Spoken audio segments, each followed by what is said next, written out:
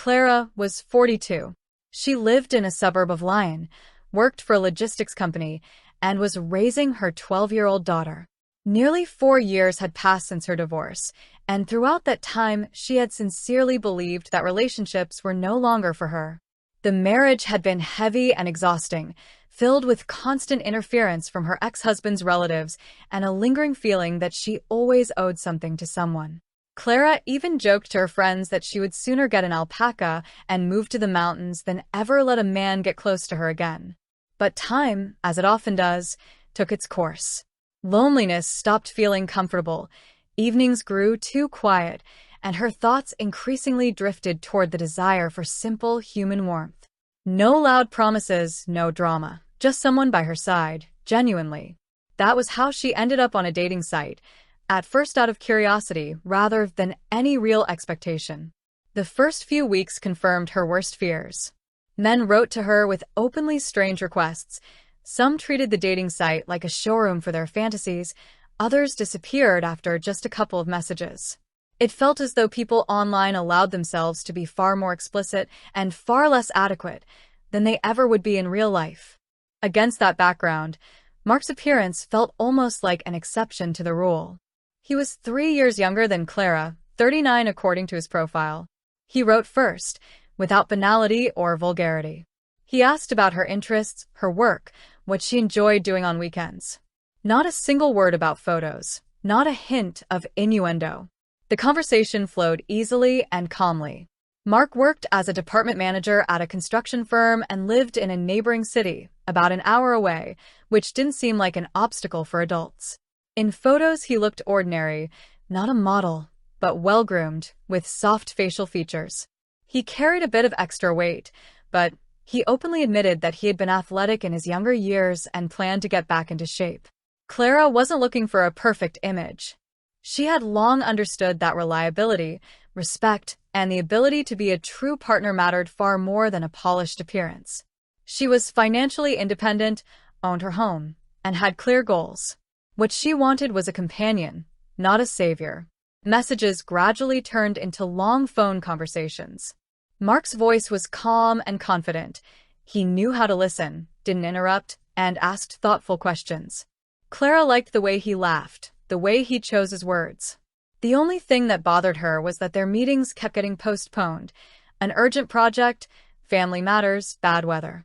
In the end, their real-life date happened almost 2.5 months after their first message. They agreed to meet in a large park in Lyon, take a walk, and then stop by a small bistro nearby. Mark arrived on time, carrying a neat bouquet of wildflowers.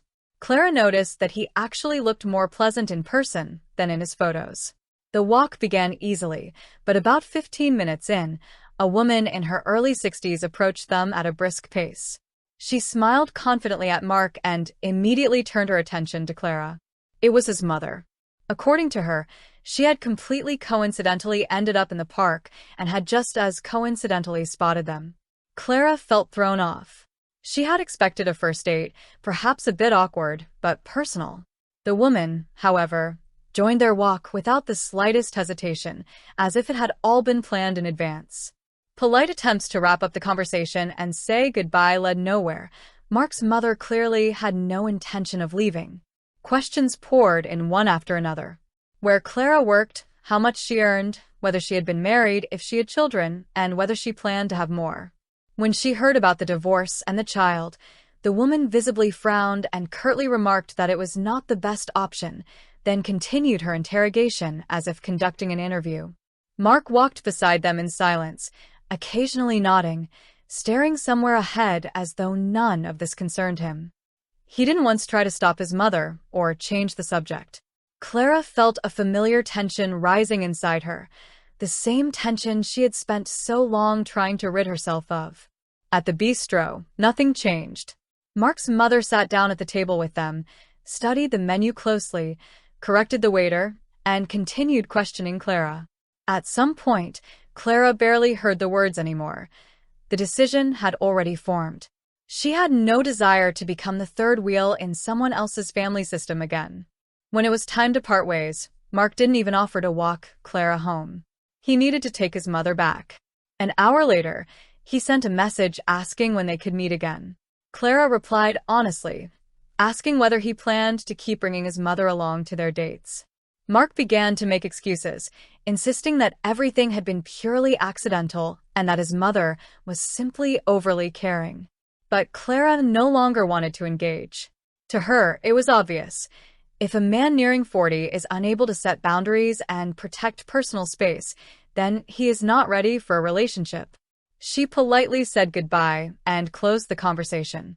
That evening, Clara sat on her balcony for a long time with a cup of tea, thinking about how important it is to recognize not just red flags, but entire scarlet banners in time. Sometimes solitude is a far safer and more honest choice than a relationship in which you are never placed first from the very beginning.